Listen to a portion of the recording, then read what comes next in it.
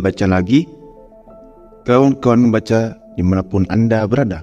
Siapkan posisi nyaman, fokuskan pendengaran, mari baca teks dan suara.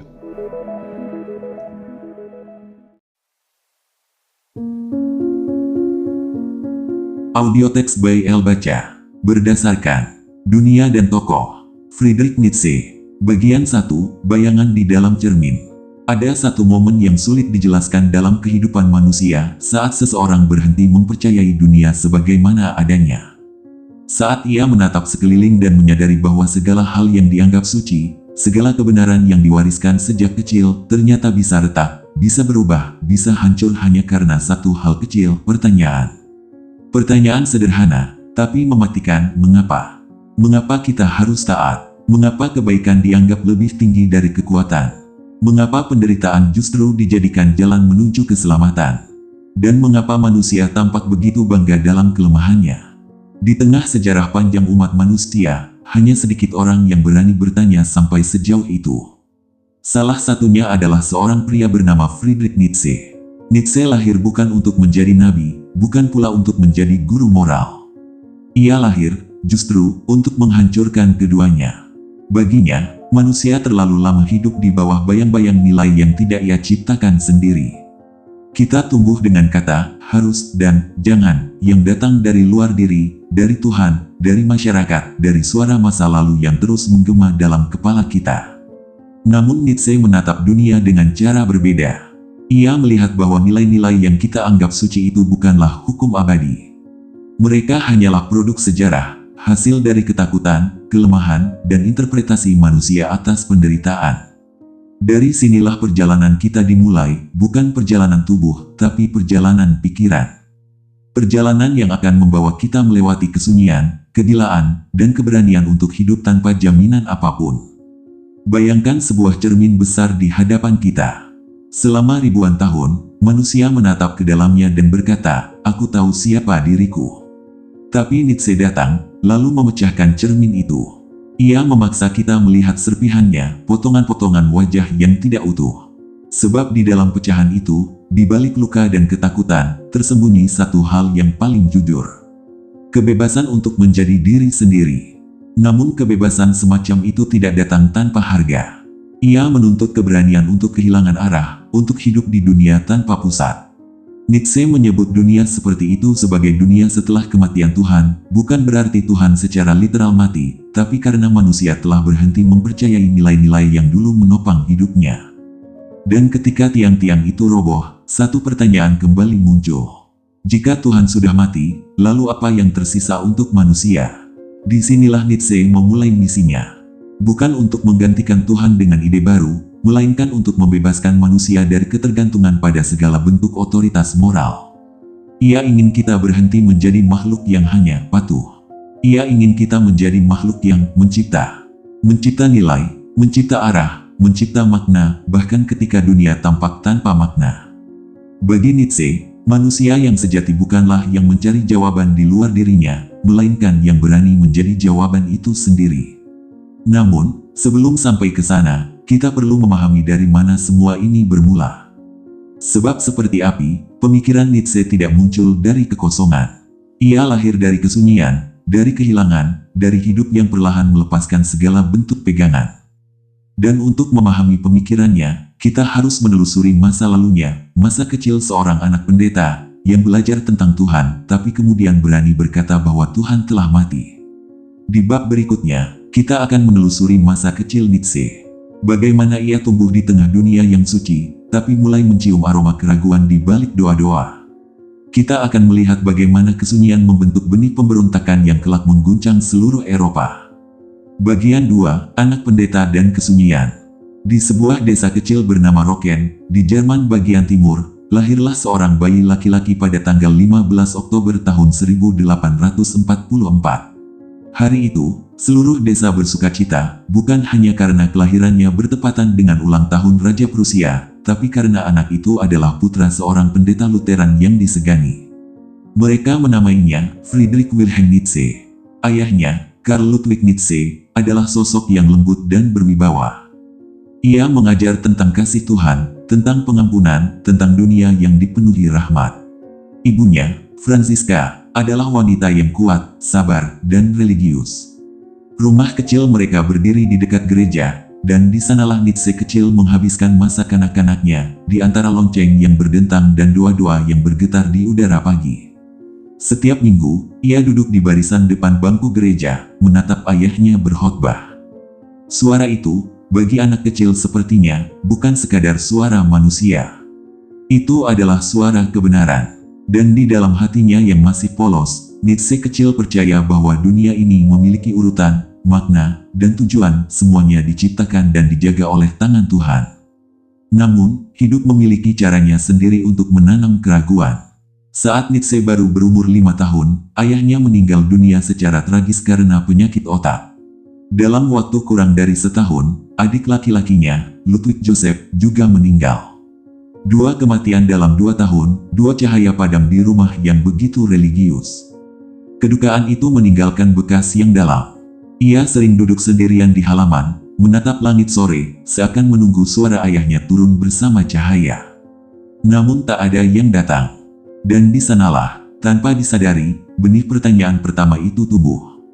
Jika Tuhan adalah kasih, mengapa ia mengambil semua yang kucintai?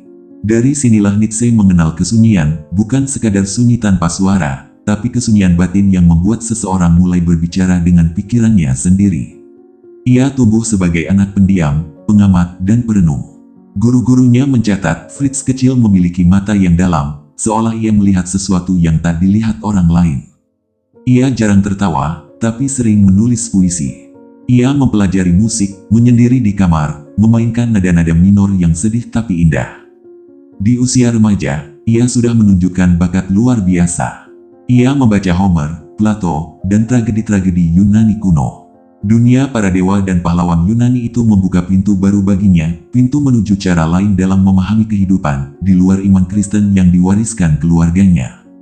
Di sekolah elit Sulforta, Nietzsche mulai menemukan dirinya. Sekolah ini keras, disiplin, tapi penuh ilmu. Ia belajar bahasa Latin dan Yunani dengan tekun, menyelami kisah para tokoh mitologi yang gagah dan tragis, Prometheus yang mencuri api dari para dewa, Oedipus yang berani menantang takdir. Mungkin di sanalah, untuk pertama kalinya, Nietzsche merasa bahwa manusia tidak harus tunduk. Bahwa ada kebesaran dalam penderitaan, ada keindahan dalam perlawanan terhadap nasib. Namun benih pemberontakan itu tumbuh perlahan, diam-diam. Ia tidak menolak iman secara langsung, tidak saat itu. Ia hanya mulai menyadari bahwa kebenaran tidak bisa begitu saja diterima karena diwariskan. Kebenaran harus dihidupi, harus ditemukan dengan penderitaan dan kesadaran pribadi. Dan di titik inilah Nietzsche mulai memandang iman dengan mata yang baru. Bukan lagi sebagai pegangan mutlak, tapi sebagai salah satu tafsir manusia terhadap penderitaan. Ia menulis dalam salah satu catatannya saat masih muda.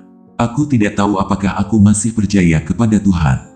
Tapi jika Tuhan itu ada, ia pastilah sedang tertawa melihat bagaimana manusia memahaminya. Kalimat ini terdengar ringan, tapi di baliknya tersembunyi kegelisahan besar, kegelisahan seorang anak pendeta yang mulai kehilangan langit. Sejak kematian ayahnya, Nietzsche hidup bersama ibu, adik perempuannya Elizabeth, dan 2 bibi. Lingkungan perempuan yang penuh kasih tapi juga penuh aturan. Mereka menginginkan Friedrich menjadi penerus ayahnya, seorang pendeta yang bijak, terhormat, dan beriman teguh. Tapi hati Nietzsche diam-diam memberontak. Ia mencintai musik, puisi, filsafat, bukan mimbar. Ia mencintai kebebasan berpikir, bukan nasihat yang sudah ditentukan. Ketika orang lain melihat dunia dalam terang gereja, ia melihat dunia dalam bayangan keindahan, tragedi, dan pertanyaan. Maka, tanpa banyak bicara, ia mulai berjalan ke arah lain. Sebuah jalan sunyi yang akan membawanya jauh, dari gereja menuju dunia klasik, dari doa menuju filsafat, dari kepastian menuju keraguan. Tapi di sepanjang jalan itu, ada satu hal yang tetap ia bawa dari masa kecilnya. Rasa hormat yang mendalam terhadap penderitaan. Bagi Nietzsche, penderitaan bukan musuh. Ia adalah guru yang paling jujur. Sebab di dalam penderitaan, manusia tidak bisa berbohong tentang siapa dirinya. Dan dari kesadaran inilah, kelak, lahir seluruh bangunan filsafat Nietzsche. Bahwa kehidupan bukan untuk dihindari, melainkan untuk dihayati sepenuhnya dengan segala rasa sakit, luka, dan keindahannya. Anak pendeta itu telah tumbuh. Ia membawa dalam dirinya dua dunia. Dunia iman dan dunia pengetahuan, dunia gereja dan dunia tragedi Yunani, dunia kepatuhan dan dunia kebebasan. Di antara keduanya, Nietzsche berdiri, bimbang, tapi penuh cahaya dari dalam. Ia belum tahu, tapi kelak dari pertarungan dua dunia itu akan lahir gagasan-gagasan yang mengguncang sejarah manusia. Bagian 3, dari klasik ke kritik, Nietzsche CFILOLOG. Ada masa dalam hidup setiap manusia di mana pengetahuan terasa seperti keajaiban. Segalanya tampak mungkin, dan pikiran menjadi sayap yang membawanya terbang lebih tinggi dari siapapun di sekitarnya. Bagi Friedrich Nietzsche, masa itu datang lebih cepat dari yang lain. Di usia yang baru menginjak 24 tahun, ia sudah diangkat menjadi profesor filologi klasik di Universitas Basel, Swiss. Sebuah prestasi luar biasa, bahkan untuk ukuran masa kini. Tanpa gelar doktor, tanpa pengalaman panjang, tapi dengan kecerdasan yang nyaris tak terbantahkan, ia duduk di antara para sarjana besar yang jauh lebih tua darinya. Filologi, ilmu yang mempelajari teks-teks kuno, bahasa, dan kebudayaan Yunani Romawi, bukan sekadar bidang akademik bagi Nietzsche.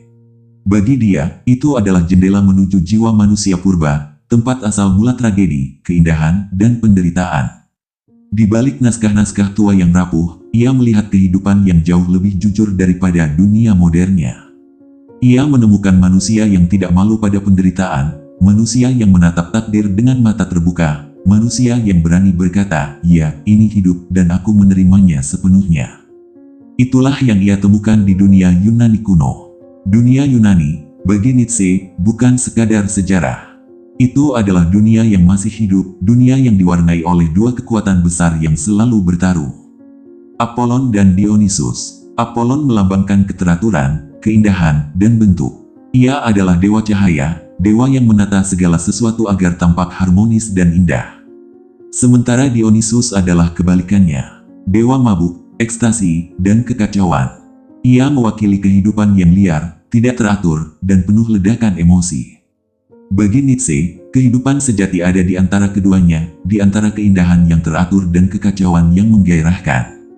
Keduanya bukan musuh, melainkan dua sisi dari satu kebenaran. Dan dari pemahaman inilah lahir karya besar pertamanya. Die Geburt der Tragödie, The Birth of Tragedy, kelahiran tragedi. Dalam buku ini, Nietzsche menulis bahwa tragedi Yunani kuno, seperti karya Sophocles atau Aeschylus, adalah bentuk seni tertinggi manusia, karena di dalam tragedi, manusia memandang penderitaannya sendiri dan justru menemukan keindahan di sana. Tragedi bukanlah tentang menghindari kesedihan, melainkan tentang menari di atasnya. Ia melihat bahwa manusia Yunani tidak menyembunyikan penderitaan mereka di balik doa atau moralitas. Mereka menatapnya langsung, lalu menjadikannya nyanyian, puisi, dan panggung.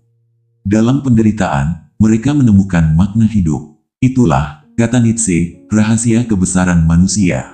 Kemampuan untuk mengatakan "ya" pada kehidupan, bahkan pada bagian yang paling gelap sekalipun.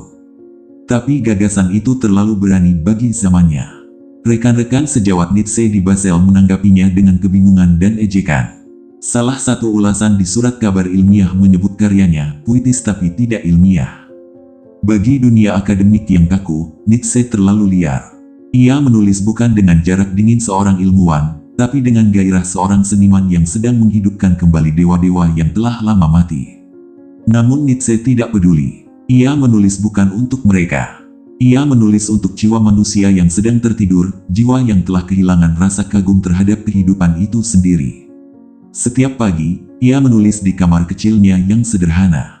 Kertas berserakan, pena mencatat ide-ide seperti percikan api. Tubuhnya mulai sering sakit, matanya melemah, tapi pikirannya semakin tajam. Ia mengajar, membaca, dan berdiskusi dengan para sahabatnya, terutama Richard Wagner, komponis besar yang ia kagumi. Keduanya berbagi semangat tentang seni dan tragedi. Wagner, melalui musiknya, Nietzsche, melalui pikirannya.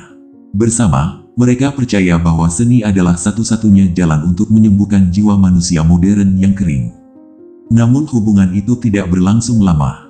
Ketika Wagner mulai mendekat ke agama dan nasionalisme Jerman, Nietzsche merasa dikhianati. Baginya, seni harus membebaskan manusia, bukan mengikatnya kembali pada ide lama tentang Tuhan dan bangsa. Dan di sanalah, perlahan, Nietzsche mulai menjauh dari segalanya, dari universitas, dari Wagner, dari segala bentuk sistem nilai yang menuntut kesetiaan. Ia mulai melihat dunia akademik sebagai penjara yang dibungkus kemuliaan. Tempat para sarjana sibuk mencari kebenaran yang aman, sementara kehidupan yang sesungguhnya penuh gairah, penderitaan, dan keindahan tertinggal di luar dinding buku dan kuliah. Nietzsche ingin sesuatu yang lebih dari sekadar pemahaman. Ia ingin kehidupan itu sendiri, dalam seluruh kekacauan dan ketakutannya. Dan untuk mencapainya, ia harus meninggalkan segalanya. Pada tahun 1879, karena kesehatan yang semakin memburuk, sakit kepala parah, penglihatan menurun, tubuh lemah, Nietzsche mengundurkan diri dari Universitas Basel. Ia baru berusia 34 tahun. Usia di mana sebagian besar orang mulai membangun karir, Nietzsche justru melepaskannya. Sejak saat itu, ia hidup sebagai pengembara. Tanpa rumah tetap, tanpa jabatan, tanpa penghasilan pasti. Ia berpindah dari satu kota ke kota lain, dari Swiss ke Italia, dari Nice ke Genoa, lalu ke pegunungan Alpen. Ia menulis di kamar penginapan yang dingin, seringkali sendirian selama berbulan-bulan. Namun di tengah kesepian itu, pikirannya mencapai kebebasan yang belum pernah ia rasakan sebelumnya. Di sanalah Nietzsche mulai meninggalkan dunia filologi sepenuhnya, dan perlahan berubah menjadi filsuf pengembara.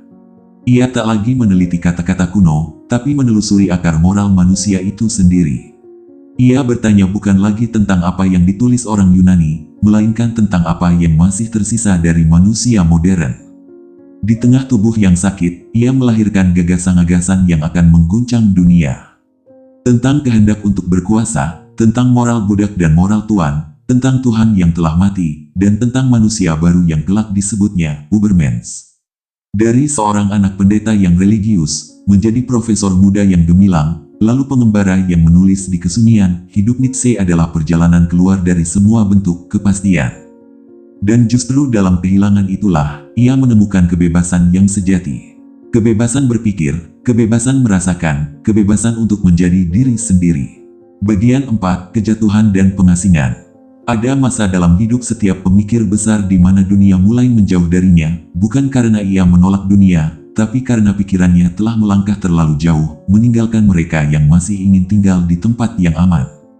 Bagi Friedrich Nietzsche, masa itu dimulai setelah ia meninggalkan Universitas Basel. Tubuhnya rapuh, matanya sering berdenyut kesakitan, kepalanya dihantui migrain yang datang tiba-tiba. Namun justru dalam penderitaan itu, pikirannya mencapai kebebasan yang paling liar.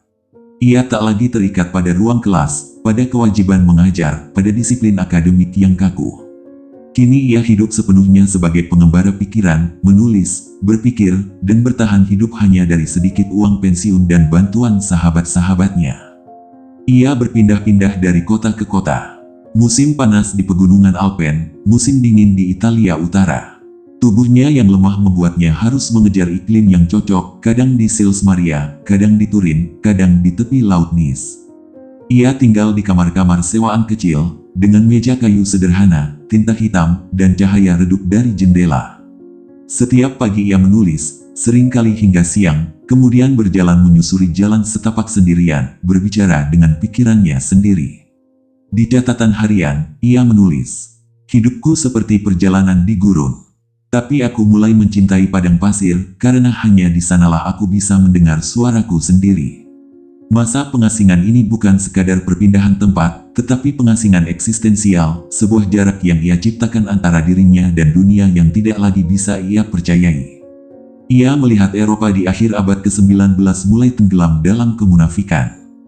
Ilmu pengetahuan tumbuh, teknologi berkembang, tapi manusia tetap mencari pegangan lama yang sudah retak moral, agama, dan rasa aman. Nietzsche menulis dengan getir, manusia modern kehilangan Tuhan, tapi segera menggantikannya dengan berhala baru, bangsa, sistem, kemajuan. Baginya, ini bukan kemajuan, tapi pengulangan dengan wajah yang berbeda.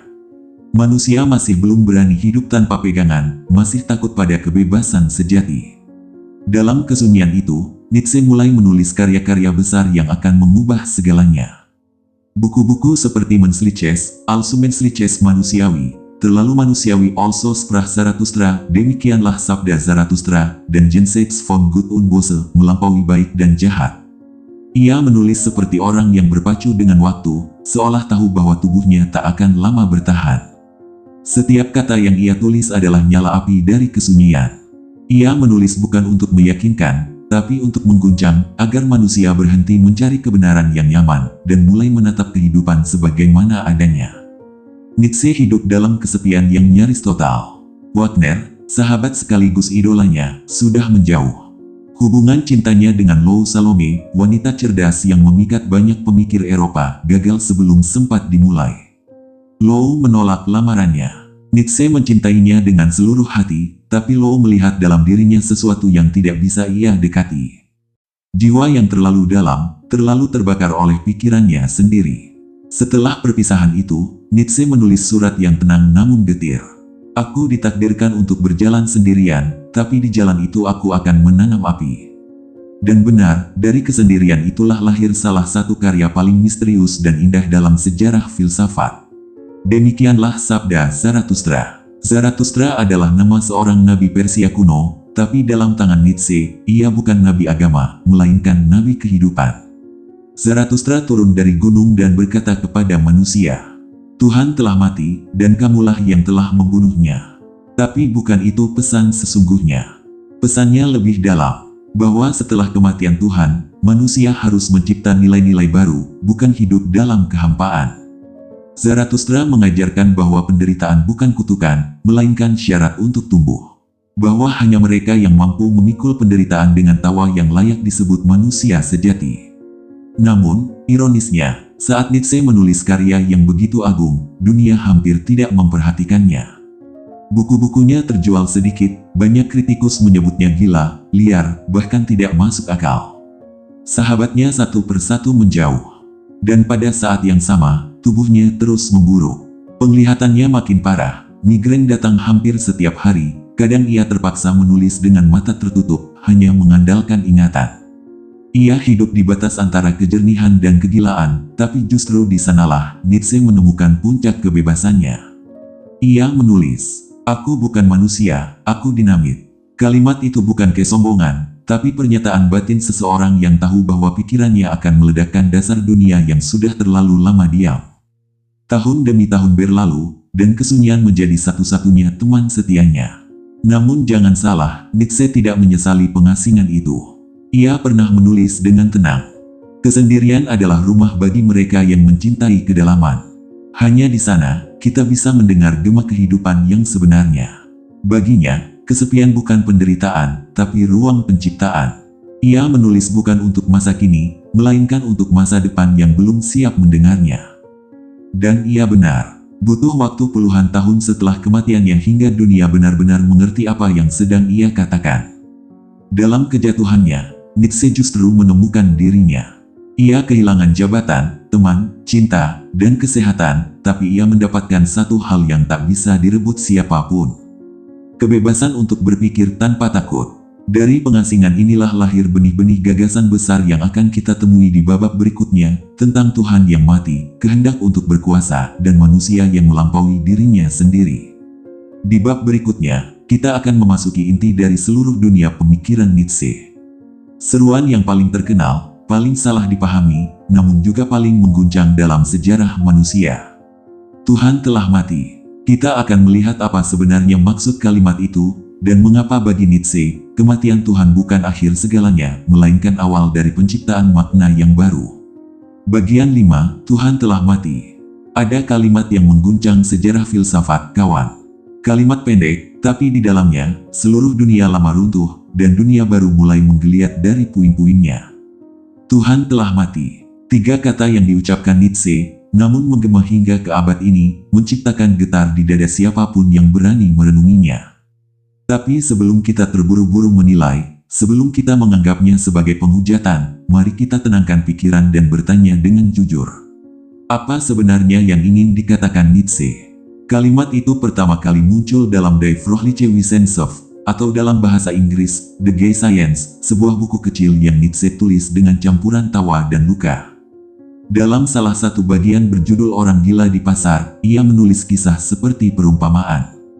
Seorang gila datang ke pasar pada pagi hari, membawa lentera, dan berteriak, "Aku mencari Tuhan, aku mencari Tuhan." Orang-orang di pasar menertawainya. Tapi si gila menatap mereka, dan berseru, "Kemana Tuhan pergi? Aku akan memberitahumu. Kita telah membunuhnya, kau dan aku. Kita semua adalah pembunuhnya." Lalu ia bertanya, "Bagaimana kita bisa menghapus darah itu dari tangan kita? Apa yang bisa kita lakukan untuk menenangkan bumi yang kini kehilangan pusatnya?" Dan akhirnya ia berkata, "Tuhan telah mati, dan kita telah membunuhnya." Banyak orang membaca ini dan langsung menuduh Nietzsche sebagai ateis. Padahal, kawan, kalimat itu bukan teriakan kemenangan, melainkan ratapan eksistensial. Nietzsche tidak bersorak, ia berduka. Ia tidak berkata, "Tuhan itu salah," ia berkata, "Manusia telah membunuh Tuhan di dalam kesadarannya sendiri." Yang mati bukan sosok ilahi, tapi kepercayaan terhadap makna yang dulu diberikan oleh Tuhan. Yang hancur adalah fondasi moral, nilai, dan rasa arah yang selama ribuan tahun menjadi poros kehidupan manusia. Bayangkan, kita hidup di dunia yang selama berabad-abad percaya bahwa segala sesuatu memiliki tempatnya. Baik dan jahat punya batas jelas. Tujuan hidup manusia diarahkan menuju keselamatan, dan setiap penderitaan punya makna karena ada tangan Tuhan di baliknya. Namun, ketika ilmu pengetahuan mulai membuka tabir langit, ketika manusia mulai menafsirkan alam tanpa keajaiban, dan moral tanpa agama, makna lama mulai rapuh.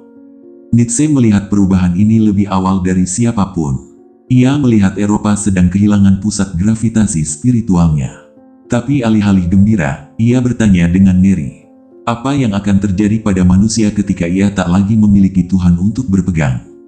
Kematian Tuhan bagi Nietzsche berarti hilangnya arah. Manusia kini berdiri di tepi jurang. Tak ada nilai yang pasti, tak ada makna yang turun dari langit. Dan inilah yang ia sebut nihilisme, perasaan bahwa hidup tidak lagi memiliki arti apapun. Nietzsche menulis, apa itu nihilisme? Bahwa tujuan hidup telah lenyap. Bahwa, mengapa, di balik keberadaan telah hilang. Kematian Tuhan membuka dua kemungkinan, kawan. Manusia bisa tenggelam dalam kehampaan, atau ia bisa mencipta makna baru. Nietzsche memilih yang kedua. Baginya, kematian Tuhan bukan tragedi, melainkan tantangan eksistensial terbesar. Jika tak ada Tuhan yang memberi makna, maka manusialah yang harus menciptakannya sendiri. Manusialah yang harus menjadi seniman atas kehidupannya. Ia menulis dengan semangat, kita harus menjadi para pencipta. Kita harus menjadi Tuhan bagi diri kita sendiri. Inilah lahirnya konsep besar Nietzsche yang akan datang kemudian, tentang Ubermensch, manusia yang melampaui dirinya, yang tidak lagi tunduk pada nilai lama, melainkan menciptakan nilai baru dari kekuatannya sendiri. Tapi sebelum sampai ke sana, Nietzsche tahu bahwa manusia modern belum siap menghadapi kehilangan ini. Ia masih butuh sesuatu untuk percaya, masih takut pada kebebasan yang terlalu luas. Ia akan mengganti Tuhan dengan hal-hal baru. Bangsa, ideologi, uang, kemajuan, bahkan sains. Tapi semua itu hanyalah pengganti sementara, karena tak satu pun memberi makna yang abadi. Nietzsche menatap masa depan dan berkata, akan datang masa di mana manusia tak tahu lagi kemana harus berpaling. Ia akan mencari makna dalam hal-hal kecil, dan melupakan bahwa dulu ia pernah memiliki langit. Ketika Nietzsche berkata, Tuhan telah mati, ia bukan sekadar berbicara tentang agama, ia berbicara tentang makna tertinggi yang lenyap dari kehidupan modern. Kita masih punya teknologi, hiburan, dan logika, tapi kehilangan sesuatu yang lebih dalam. Rasa arah, rasa kagum, rasa suci terhadap kehidupan itu sendiri. Mungkin itulah mengapa manusia modern, meskipun dikelilingi cahaya, sering merasa hidup dalam kegelapan batin. Nietzsche sudah melihatnya sejak 150 tahun lalu. Ia seperti melihat masa depan, melihat kita. Bagi Nietzsche, Tuhan telah mati, bukan akhir segalanya, melainkan awal dari kebebasan yang menakutkan tapi sejati. Kini manusia berdiri sendirian di semesta yang sunyi, dan hanya ada satu pilihan. Menjadi kecil, atau menjadi pencipta. Dalam kesunyian itu, Nietzsche memanggil manusia agar berani menatap dirinya sendiri.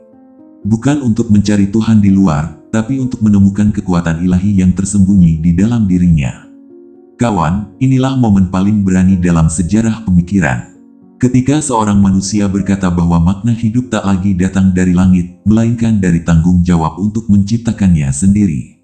Dan dari puing-puing kejatuhan Tuhan, Nietzsche mulai membangun sesuatu yang baru, sebuah visi tentang manusia yang sanggup menari di atas kehampaan, tertawa di tengah absurditas, dan mencintai hidup tanpa perlu alasan.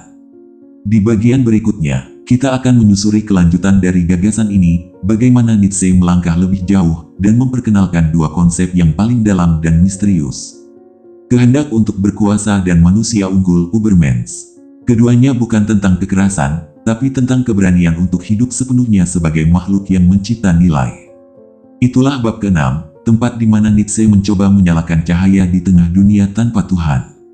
Bagian 6, kehendak untuk berkuasa dan manusia unggul. Setelah Tuhan dinyatakan mati, Nietzsche tahu satu hal.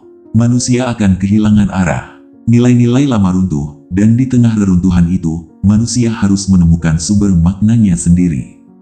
Namun dari mana makna itu bisa muncul, jika bukan dari sesuatu yang lebih dalam dari akal, lebih kuat dari moral, lebih jujur dari harapan? Nietzsche menemukannya dalam satu gagasan yang ia sebut, Der Wille zur Macht, kehendak untuk berkuasa. Kehendak untuk berkuasa bukanlah keinginan untuk menindas orang lain, bukan pula ambisi politik atau kekuasaan duniawi. Bagi Nietzsche, ini adalah energi dasar kehidupan itu sendiri. Ia melihat bahwa segala yang hidup, manusia, hewan, bahkan semesta, tidak sekadar ingin bertahan hidup, tapi ingin tumbuh, meluas, menegaskan dirinya. Setiap makhluk, dalam caranya sendiri, berjuang untuk menjadi lebih dari dirinya yang sekarang. Nietzsche menolak pandangan Darwin yang mengatakan bahwa hidup hanyalah soal bertahan. Bertahan adalah naluri hewan, katanya. Tapi manusia punya sesuatu yang lebih dalam. Dorongan untuk mengatasi diri sendiri. Ia menulis, yang hidup ingin bukan sekadar bertahan, melainkan mengatasi, menaklukkan, dan menegaskan dirinya sebagai kekuatan. Disinilah kehendak untuk berkuasa menjadi roh tersembunyi kehidupan. Semua penciptaan, seni, cinta, bahkan penderitaan adalah bentuk dari kehendak ini. Keinginan untuk menjadi, untuk bertumbuh, untuk mengatakan, ya, aku hidup, dan aku menegaskan diriku. Namun Nietzsche tahu, kehendak itu bisa mengambil dua arah. Jika manusia lemah, kehendaknya menjadi kecil dan penuh rasa takut. Ia akan mencari perlindungan, ia akan membuat moral yang menenangkan hatinya, mengatakan bahwa rendah hati itu mulia, bahwa patuh itu suci, bahwa penderitaan adalah bukti cinta Tuhan. Tapi jika manusia kuat, ia akan menatap dunia dan berkata, aku menciptakan maknaku sendiri. Inilah manusia yang berani hidup tanpa topeng, yang tidak butuh penghiburan, karena ia tahu bahwa penderitaan bukan musuh, melainkan bagian dari proses menjadi lebih tinggi. Dari sini lahirlah salah satu ide paling terkenal dalam seluruh karya Nietzsche. Ubermensch, manusia unggul. Konsep ini muncul dalam karya Demikianlah Sabda Zarathustra. Zarathustra, sang nabi fiksi Nietzsche, turun dari gunung dan berbicara kepada manusia. Manusia adalah tali yang direntangkan antara binatang dan Ubermensch, tali di atas jurang. Kita hidup di atas jurang itu, antara naluri hewan dan potensi ilahi. Dan tugas manusia, bukanlah bertahan di tengah tali, tapi terus berjalan, meski di bawahnya jurang, meski langkahnya gemetar. Bukanlah bertahan di tengah tali, tapi terus berjalan, meski di bawahnya jurang, meski langkahnya gemetar. Nietzsche berkata, aku mengajarkan kepadamu Ubermensch. Jadilah makna bagi bumi. Kalimat itu sederhana, tapi mengandung seluruh arah baru bagi eksistensi manusia. Jika dulu manusia mencari makna di langit, maka kini Nietzsche menyeru. Carilah makna di bumi, di dalam dirimu, di dalam keberanian untuk mencipta nilai yang belum ada. Manusia unggul adalah mereka yang menjadi pencipta nilai, bukan pengikut nilai lama. Tapi bagaimana bentuk manusia unggul itu sebenarnya? Nietzsche tidak menggambarkannya sebagai sosok sempurna, melainkan sebagai jiwa yang hidup secara utuh, jiwa yang menari di tengah absurditas, yang tidak mencari keselamatan, tapi kebermaknaan dalam hidup itu sendiri. Ia bukan orang tanpa rasa sakit, melainkan orang yang bisa mencintai penderitaan sebagai bagian dari tarian kehidupan. Nietzsche menyebutnya amor fati, cinta terhadap takdir. Amor fati adalah seni untuk berkata, ya, kepada segala sesuatu yang terjadi, baik maupun buruk, sukses maupun gagal. Ia menulis, aku ingin belajar semakin mencintai nasibku. Bukan hanya menerimanya, tapi berkata, Ya, begitulah seharusnya. Inilah puncak dari kehendak untuk berkuasa, bukan menaklukkan orang lain, tapi menaklukkan diri sendiri. Bukan melarikan diri dari hidup, melainkan berkata, ya pada setiap detiknya, bahkan pada penderitaan. Dunia modern sering mengartikan kekuatan sebagai kekuasaan, tapi Nietzsche mengajarkan hal sebaliknya. Kekuatan sejati adalah kemampuan untuk menanggung kehidupan sepenuhnya. Manusia unggul bukan tiran, bukan dewa, melainkan manusia yang tahu bahwa hidup ini tragis, namun tetap menari di tengah tragedi itu. Ia berkata, manusia yang paling kuat adalah dia yang mampu mentertawakan penderitaannya. Tawa bagi Nietzsche bukan tanda kebahagiaan, melainkan tanda keberanian. Tanda bahwa kita tidak lagi menjadi korban nasib, melainkan pencipta makna di dalamnya. Pada akhirnya, kehendak untuk berkuasa dan manusia unggul bukan ajaran moral, melainkan seruan untuk bangun dari tidur panjang. Nietzsche ingin manusia berhenti mencari makna yang sudah jadi, dan mulai mencipta maknanya sendiri, di tengah dunia yang kosong dari kepastian. Ia tahu itu jalan yang berat, jalan yang hanya bisa ditempuh oleh mereka yang berani sendirian. Tapi ia percaya, hanya dengan cara itulah manusia bisa benar-benar hidup, bukan sekadar bertahan. Nietzsche pernah menulis, aku ingin manusia seperti panah yang dilepaskan dari busur. Sebuah panah yang tidak tahu di mana akan jatuh, tapi tetap melesat dengan keyakinan penuh, karena keberanian untuk melesat itulah hidup yang sesungguhnya. Bagian 7, kegilaan yang mencerahkan, Nietzsche di ujung cahaya. Ada suatu masa di mana tubuh tak lagi sanggup menampung beratnya pikiran. Di mana akal yang terlalu tajam mulai menusuk dirinya sendiri. Dan di sanalah Nietzsche perlahan memasuki bab terakhir hidupnya. Tahun 1888 menjadi tahun terakhir ia menulis dengan penuh kesadaran. Ia tinggal di Turin, Italia, sebuah kota yang baginya adalah tempat keajaiban dan kejatuhan. Setiap pagi ia berjalan di jalan-jalan batu, mengamati manusia, merasakan cahaya yang dingin menimpa wajahnya. Dan dari kamar kecilnya di Via Carlo Alberto, ia menulis begitu banyak, seolah semua gagasannya yang tertahan selama ini ingin keluar sekaligus, menjadi api terakhir sebelum padam. Dalam waktu singkat, Nietzsche menulis 4 karya besar. Antikristus, Ecce Homo, Twilight of the Idols, dan The Case of Wagner. Tulisan-tulisan ini bukan sekadar buku, tapi seperti letusan gunung yang lama tidur. Ia menyerang segala yang dianggap suci. Agama, moral, filsafat, bahkan dirinya sendiri. Dalam Antikristus, ia menulis, aku bukan manusia, aku dinamit. Sebuah kalimat yang lahir bukan dari kesombongan, tapi dari kesadaran bahwa pikirannya sudah tak bisa lagi ditampung oleh dunia yang terlalu sempit. Namun tubuhnya tak sanggup mengikuti irama pikirannya. Sakit kepala yang terus datang, penglihatan yang kabur, insomnia yang parah, semuanya mulai menghantamnya sekaligus. Dan di awal tahun 1889, di kota Turin yang dingin itu, hidup Nietzsche berubah selamanya. Kisah ini dikenal dan sering diceritakan dengan nada mitologis. Suatu pagi di bulan Januari, Nietzsche keluar rumah dan melihat seorang kusir sedang mencambuk kudanya di tengah jalan. Hewan itu roboh ke tanah. Nietzsche berlari, memeluk leher kuda itu, dan menangis terseduh-seduh sambil memohon agar cambuk itu berhenti. Setelah itu, ia jatuh. Tubuhnya lemas. Dan kesadarannya tak pernah kembali dengan cara yang sama. Sejak hari itu, Nietzsche memasuki dunia lain. Dunia tanpa batas antara mimpi dan realitas. Ia menulis surat-surat aneh yang kini dikenal sebagai surat-surat kegilaan, Wahnsinnsbrief. Dalam surat-surat itu, ia menandatangani dirinya dengan nama-nama aneh. Dionysus penyalib Yesus, Kaisar Roma, kadang bahkan Antikristus. Isi suratnya seperti mimpi yang pecah, campuran antara cinta, kemarahan, dan kasih yang tak bisa dijelaskan. Kepada temannya Peter Gass, ia menulis, ketahuilah, aku sedang menyiapkan pesta terbesar umat manusia. Kepada Cosima Wagner, istri dari komponis yang dulu sangat ia kagumi, ia menulis, hari ini aku memelukmu dengan kasih abadi. Dunia telah menjadi terang bagiku. Tapi di antara kata-kata indah itu, terselip bayangan kesedihan yang tak terucapkan. Kesedihan seorang manusia yang akhirnya benar-benar sendirian dalam pikirannya sendiri. Setelah kejatuhan itu, Nietzsche tak pernah lagi menulis karya filsafat. Ia dibawa pulang ke Jerman oleh ibunya, dan menghabiskan sisa hidupnya dalam kondisi mental yang lemah, kadang tenang, kadang tak sadar siapa dirinya. Selama hampir 11 tahun ia hidup dalam diam, di bawah perawatan ibunya, dan kemudian adiknya, Elisabeth Forster Nietzsche, yang kelak menjadi penjaga dan sekaligus pengkhianat warisannya. Elisabeth adalah wanita yang cerdas, tapi juga punya pandangan politik yang kelam. Ia bersimpati pada nasionalisme dan antisemitisme Jerman yang sedang bangkit. Ketika Nietzsche sudah tak bisa lagi berbicara, ia mengambil alih karya-karyanya, menyunting, menafsirkan, bahkan memelintirnya untuk mendukung ideologi yang bertentangan dengan semangat Nietzsche sendiri. Di tangan sang adik, Nietzsche dijadikan filsuf kekuasaan, padahal ia menulis tentang keberanian, seni, dan kebebasan jiwa. Bertahun-tahun kemudian, bahkan para pemimpin Nazi mengutip Nietzsche, meskipun ia sendiri menentang segala bentuk fanatisme. Seolah dunia sekali lagi tak mampu mendengar dengan benar suara yang terlalu jujur bagi zamannya.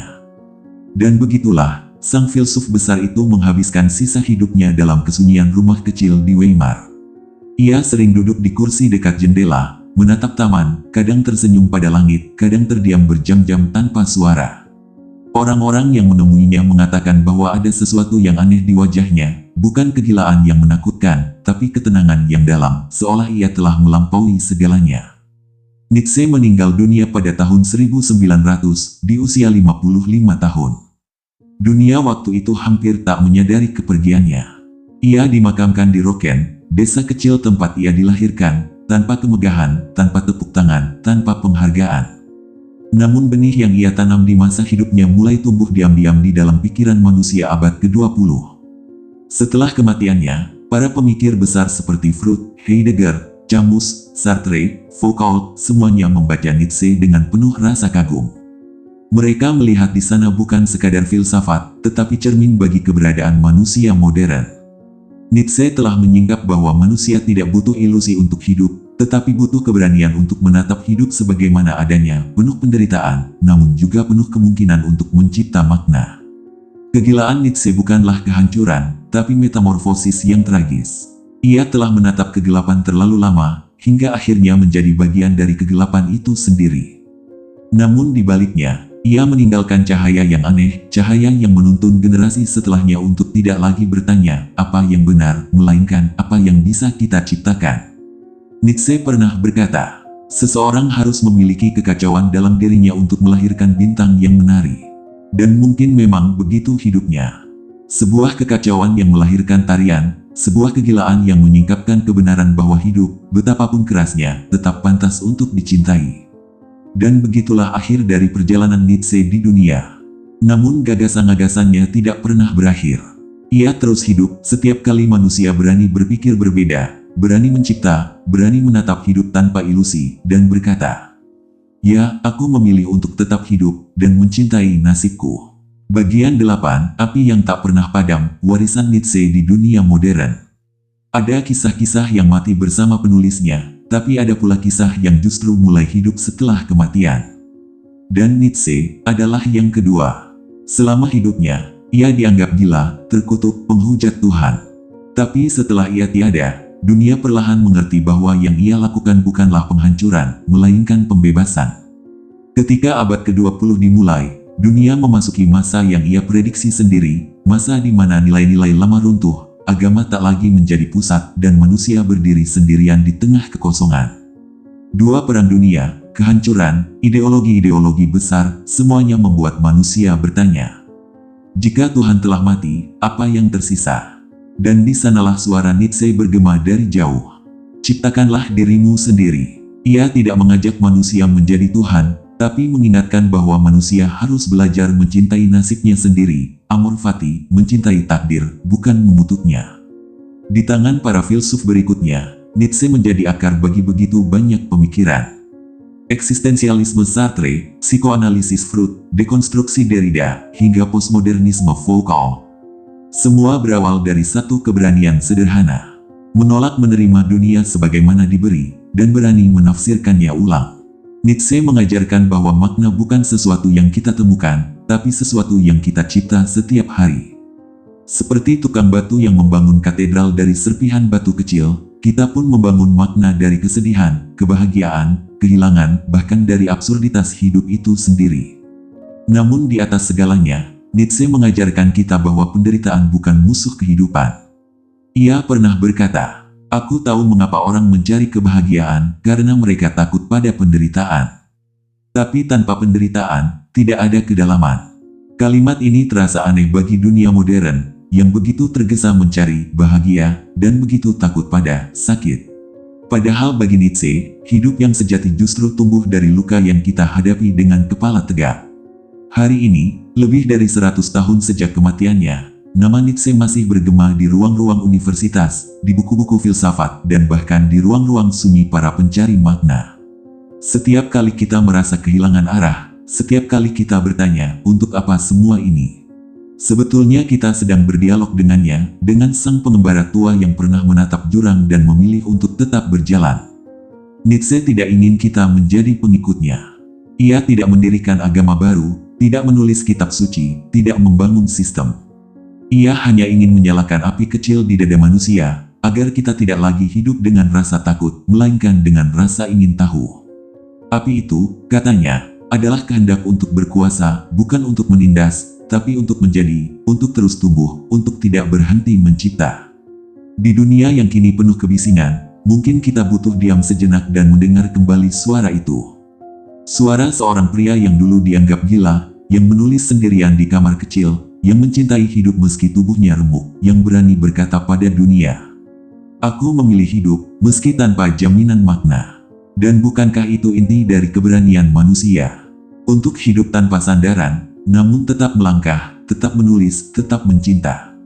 Friedrich Nietzsche telah tiada, tapi kata-katanya masih hidup, menyala seperti bara yang tak kunjung padam.